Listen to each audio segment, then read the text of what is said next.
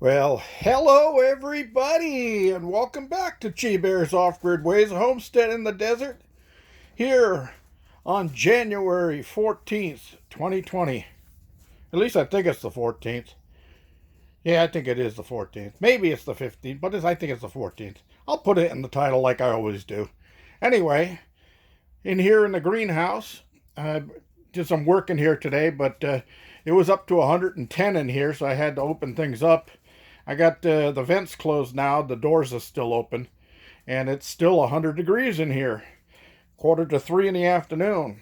But it only made it to about 71 degrees outside. Never did go much over that. But that's a little bit of a warm up compared to what we have been having. Anyway, I've been doing some work in here. My peas doing great. I got a new bush bean planted over there because the other one had kind of died off a little bit, and I moved that over because it still had a healthy root system on it and a little bit of green at the base, just for the heck of it. See what happens. Cat grass is coming up nice. I got some more cucumbers here ready to go, and spinach is coming up really good. This is a clipping off of one of the grapevines because I was doing a little bit of pruning, getting ready for the spring. And you want to take off anything that's dead off of the grapevine and take it back to the next knuckle where there's green, and then you'll get an extra branch sprout out of that when the spring weather takes over. So I wanted to make sure that I had those ready to go. Now also, I'm sorry I didn't record it, but there'll be more of that down the line. I did some grafting, and this is an unknown type of peach. I got this from the lady who supplied me with a bunch of the trees. It didn't do real good last year, but it's still young, and I only got some little walnut-sized peaches off of it. But it's got a good rootstock going now, and it's getting to grow a little bit, and you can see all the new green branches coming off of it. So I did graft. I took a cutting off of that early Alberta over there, and I grafted it onto here, and that's what the foil's doing. And why the foil? Well, when you do a graft, you don't want the sun to get on it. Not until after it's already started to sprout and it's got some leaves growing. Then you can take the foil off and let the sun get to it. But it's kind of delicate at this point, so you don't want too much sun onto that graft. And I did use my grafting wax here. I can't open it one-handed, but one little secret trick to this stuff is make sure you have some vegetable oil handy. You want to rub vegetable oil on your fingers before playing with this stuff. Otherwise, it's really sticky and it'll stick to your fingers. Now, if you can't find grafting wax, if you've been around grafting or doing tree grafting for a while, you learn little secrets. If you can't find grafting wax, what do? Well, you go to the nearest hardware store and you buy a toilet wax. That's the little wax seal that goes between the toilet and the flange on the floor to seal that the water, so when you flush the toilet, it doesn't run out all over the floor. It goes down the pipe. And those wax seals will do just as good a job as this, as long as it's not too hot out. Now, this stuff is good because when it gets really super hot, it doesn't liquefy and run out. A toilet wax might in the excessive heat, but you shouldn't be grafting in excessive heat anyway. So you can use toilet wax, especially this time of year. It's springtime. This is when the trees start getting their energy, and they want to push up that energy out to their branches to build leaves and blossoms and things like that. So this is a good time to graft, and it's not too hot, so you don't shock the plant while you're doing this. Now, I also took the clipping that I took off of here and I moved it over to the early Alberta tree, as you can see it right there. And that one is grafted into that tree. So we'll see if I can swap these things and grow 2 different peaches on each one. All right, pear tree. Okay, that's a Pfeiffer pear. That's a Bosc pear over there in the corner. The Bosc pear has been producing fruit each year since I put it in there. This will be the 3rd year it's in. So 2 years already I've gotten fruit off of it, but only 3 peaches each year. That's still a young tree and needs to grow up a little bit. Now the Pfeiffer hasn't produced anything because it's way too young. It doesn't even have the 2nd year wood on it yet. Well, it will this year, but this one might take the graft from that one, and then I'll have fruit growing on this one this year. It may not be the best fruit in the world, but as long as I get that graft to take, then next year that one will be producing 2 different types of pears. That one will be producing 2 different types of pears. Now this pear tree is another one I got from the lady that gave me all the fruit trees, and the thing has not produced any fruit since I put it in here. But it's a healthy, strong tree, and it's got a good root system going now, and it's doubled in size. I mean, it's pressed up against my wire at the top there. So I'll let it grow this year, but then next year when it's dormant, I'll trim those branches back at the top so it doesn't get much taller than what it is. And I'll try to keep it dwarfed a little bit. Now, all these other suckers that are coming out of the side of it, the reason I'm leaving those is because I think the tree was damaged in pruning, and that's why it's not producing.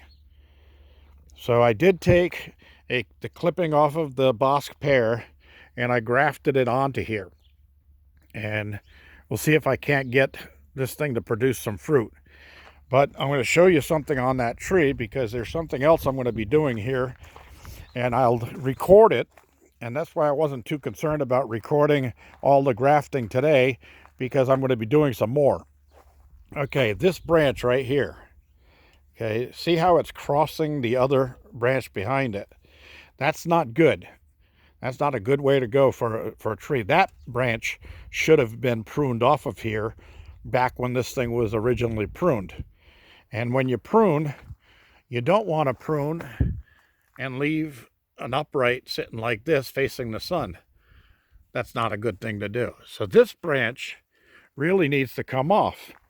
But what I want to do is I'm going to air layer this branch first, because once you cut the branch, that's where you're going to graft at. What do you do with the other part of the branch? Well, you can stick it in the ground and hope it takes, but if I air layer it first, I'll grow a set of roots right here in the middle of the branch, and then I'll have a tree with roots already, a young tree that I can plant directly back into soil and start another growth of tree. And then I can, once it gets going and I get a good rootstock on it, then I can graft it again and put another pear graft onto it so that I get good pears off of it. So then if I cut this off right below where the roots go, because I'm going to be doing the root section right in this area right here, and that's where I'll have my air layered bottle wrapped around it, these branches will get trimmed off. And I'll grow the roots there, and then I'll cut it off right below the roots to transplant it. And at that time, it'll be time to graft. So then I can cut it back way down here and just leave a little stub coming out. And when you do this type of grafting, you definitely want a very, very sharp knife. Now, I have a couple of different knives that I use. One of them that works really great is made by Klein Tools, K-L-E-I-N, and it's for electricians. It's a stripping knife or a splicing knife, as they call them. So those are great because they only have like an 1.5 inch long blade, and it's firm, and it's got a rounded over nose on it so you don't poke into the tree and cause damage to the tree. So those are really good to use. The reason it's got to be super, super sharp is because you don't want to tear the tree when you're shaving the edges on it. Because I'll show you how you got to round off the cut branch, and then cut the bark back on a 45-degree angle around the edge, and that leaves the cambium layer exposed.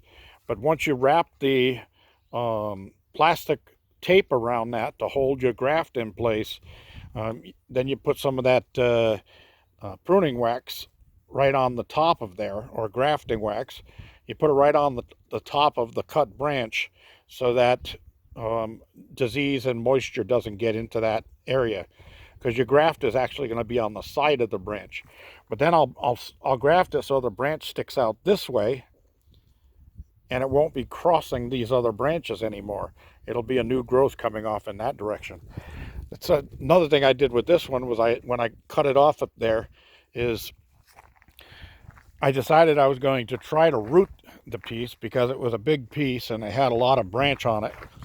Normally you would cut all of the branch back on it, but this has a lot of life in those little branches. That's it right down there in the bucket. And it has a T on the end of it because it was pruned off, and that was a growth that came off of it as a new branch out at the side. So on the T part, it was about 3.5 inches long, and then the stem coming up, I cut the bark off of that in a few different places with my sharp knife and just kind of shaved it off and exposed the cambium layer, because I want that to be where the energy goes when I put it in the soil. Now it's going to suck energy out of those branches to try to survive. So it's going to take the energy back out of those, and those branches will start dying off. And that's when I'll go in with my pruner and I'll clip those off right below where they're dead at one of the sprouts that comes out of the branch, and that'll be where a new branch will grow. Let's see if I can get that one to root.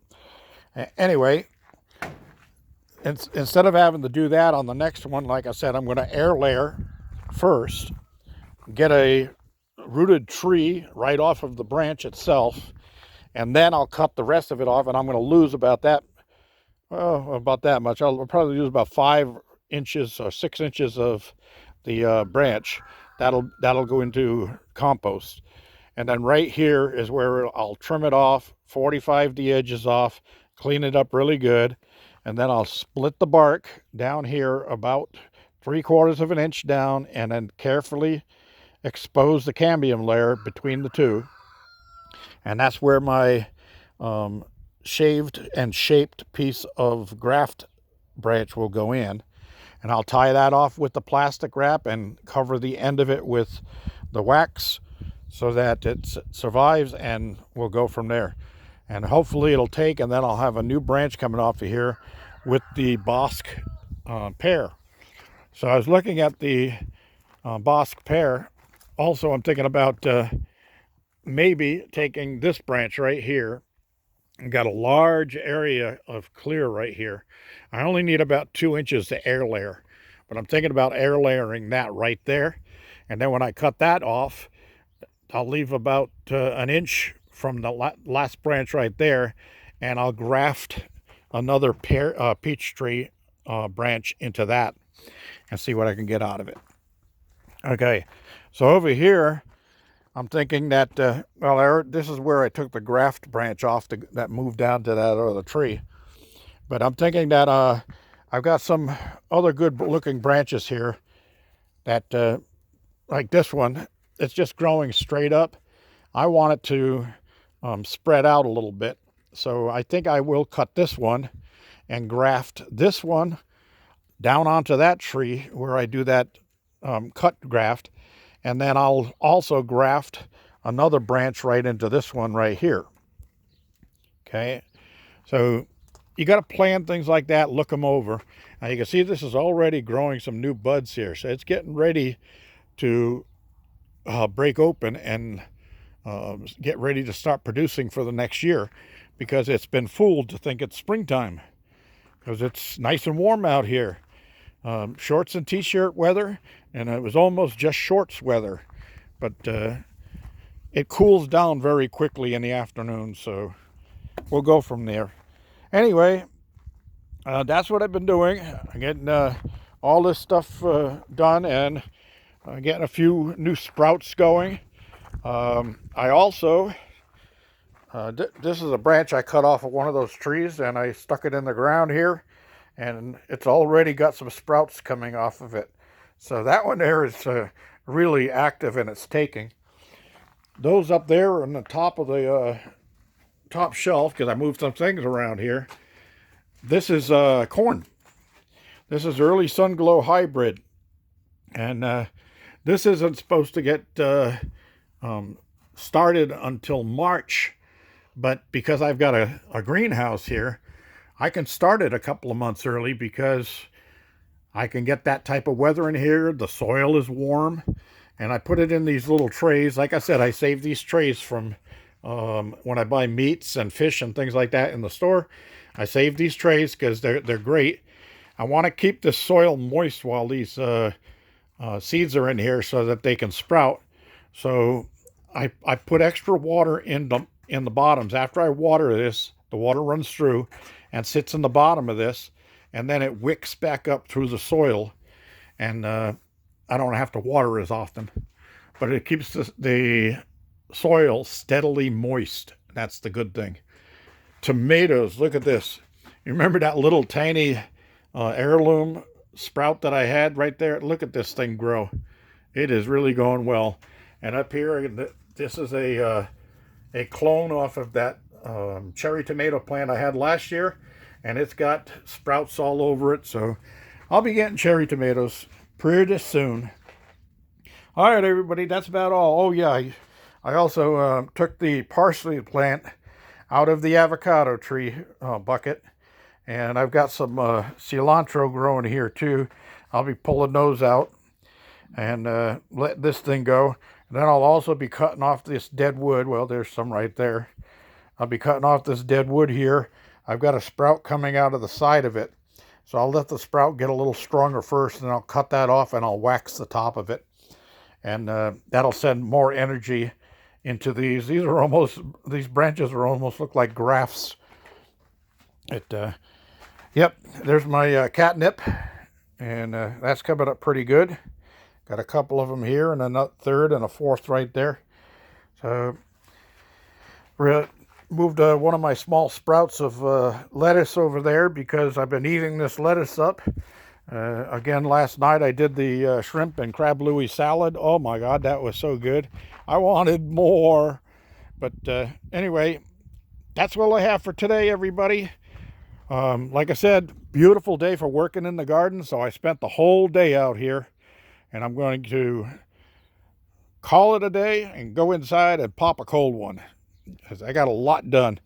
I'm going to have to run to the store and get myself about 4 more bags of that, get ready here. I've got sprouts coming up in here, but it's just beets, and why I planted them, it beats me. Oh, I love that joke. But yep, I should be seeing sprouts coming out of these new grapevines soon. We're going to have fun this year in the garden, and I'm going to eat well. That's all, everybody. Thank you for joining me. This is G Bear signing off.